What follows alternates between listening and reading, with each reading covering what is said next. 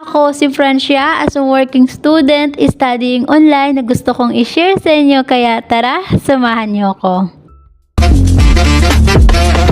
Hi guys! Good morning! Another day, another video. Kaya tara, samahan nyo na ako. Lumabas na nga rin pala ako ng kwarto para magluto ng almusal. Dahil umaga na naman, kaya kailangan natin magluto ng almusal. Nalit pa nga ako ng mga oras na yun sa pagkagising dahil nga nag-alarm na ako. Pero dahil gustong gusto ko pang matulog, kaya naman ang ginawa ko ay ni-stop ko muna yung alarm. Kaya yun, nalit tayo ng gising pero carry lang dahil nga hindi pa naman gising yung alaga ko. Kaya pwede pa tayo magluto. Kaya naman mga 35 minutes tapos ko na yung lutuin dahil nga pinagsabay-sabay ko na pati yung itlog dahil kaya naman siyang ipagsabay sa isang kawali, yung sunny side up, pwede na siya, kaya naman yung pinaghalo-halo. Kung dati isa-isa lang yung ginagawa ko, pero ngayon dahil mas nalitay ng gising, kaya naman ang ginawa ko ay yung 3 itlog na ay pinagsabay ko dahil pwede naman siya, mas mabilis siyang maluto. Luto na siya guys, kaya naman tanggalin na natin yan para hindi na masunog at nilagay ko na nga rin pala yung chicken nuggets at saka naman naghiwa na nga rin pala ako ng spinach dahil yan yung gagamitin natin para sa fried rice. At habang niluluto ko naman yung niluluto ko kanina, inayos ko na nga rin pala yung mga plato para kapag naluto yun, tapos na din yung pag-aayos ng plato. Pagkatapos ko nga ayusin yung mga plato, tinanggal ko na yan dahil nga luto na siya guys. Kaya naman isusunod na natin yung fried rice. Una, lagyan na natin yung bawang at konting pa-brown lang, tapos lagyan na natin yung spinach. Sa mga oras nga na to ay naririnig ko na yung alaga ko dahil nga gising na siya. Feel ko na amoy niya lang yung chicken nuggets kaya nagising siya.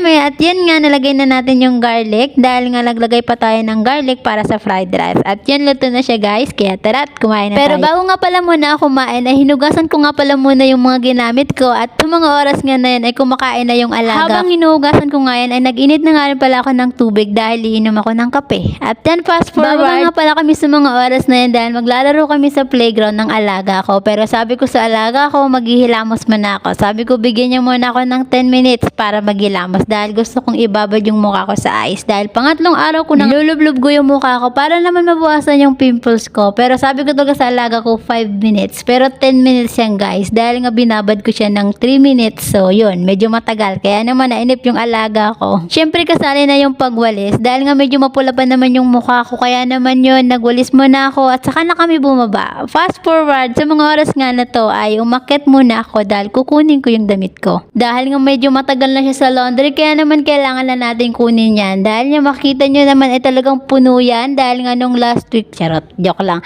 So yan, ako na natin yung damit ko, kaya naman bumaba na tayo dahil nga sa mga oras na to ay gising na ata yung alaga. Kaya naman pagbaba ko ay maliligo na ako dahil tulog naman dyan yung alaga ko at medyo napasaya pa nga tayo konti, pero kaya naman sa mga oras na yan ay inaral ko na yung pagdating